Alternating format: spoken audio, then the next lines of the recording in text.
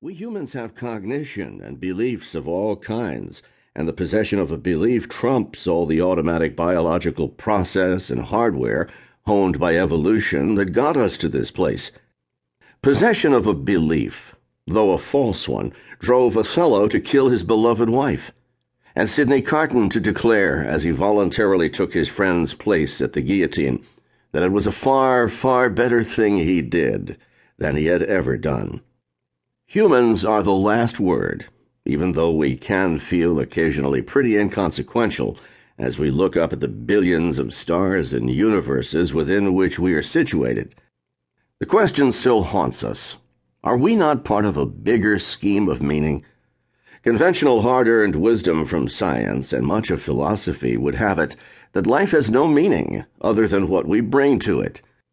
It's completely up to us, even though the gnawing question always follows as to whether or not that really is the way it is. But now, some scientists and philosophers are even suggesting that what we bring to life is not up to us. Here are some truths of modern knowledge and their awkward implications. The physiochemical brain does enable the mind in some way we don't understand, and in so doing it follows the physical laws of the universe just like other matter. Actually, when we think about it, we wouldn't want it any other way. For instance, we wouldn't want our actions, such as lifting our hand to our mouth, to result in a random movement. We want that ice cream in our mouth, not on our forehead. Yet, there are those who say that because our brains follow the laws of the physical world, we all, in essence, are zombies with no volition. The common assumption among scientists is that we know who and what we are only after the fact of nervous system action. Most of us, however, are so busy we can't take time out to think through or be burdened by such claims, and only a few of us succumb to existential despair.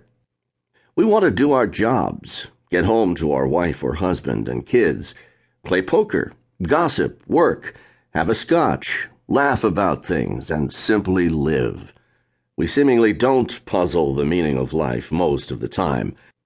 We want to live life, not think about it. And yet a certain belief is palpably dominant in the intellectual community, and that belief is that we live in a completely determined universe. This belief seems to logically follow from all that our species has learned about the nature of the universe. Physical laws govern the happenings in the physical world. We are part of that physical world. Therefore, there are physical laws that govern our behavior and even our conscious self. Determinism reigns, both physical and social, and we are asked to accept it and to move on. Einstein bought it. Spinoza bought it. Who are we to question it?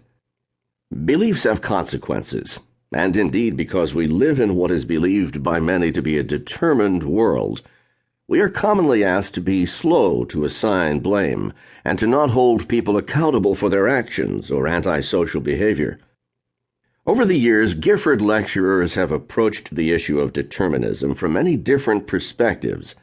The quantum physicists have said there is wiggle room on the idea of determinism ever since quantum mechanics replaced the Newtonian view of matter.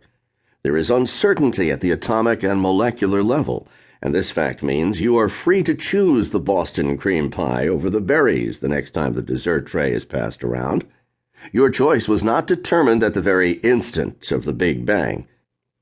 At the same time, others have argued that atomic uncertainties are not relevant to the workings of the nervous system and how it ultimately produces the human mind.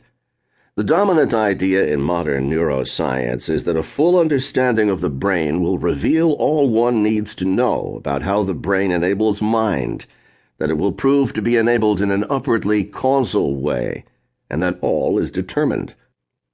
We humans seem to prefer black and white answers to questions, binary choices, all or nothing, all nature or all nurture, all determined or all random.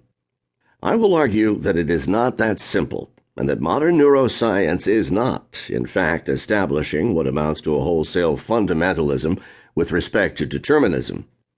I will maintain that the mind, which is somehow generated by the physical processes of the brain, constrains the brain, just as political norms of government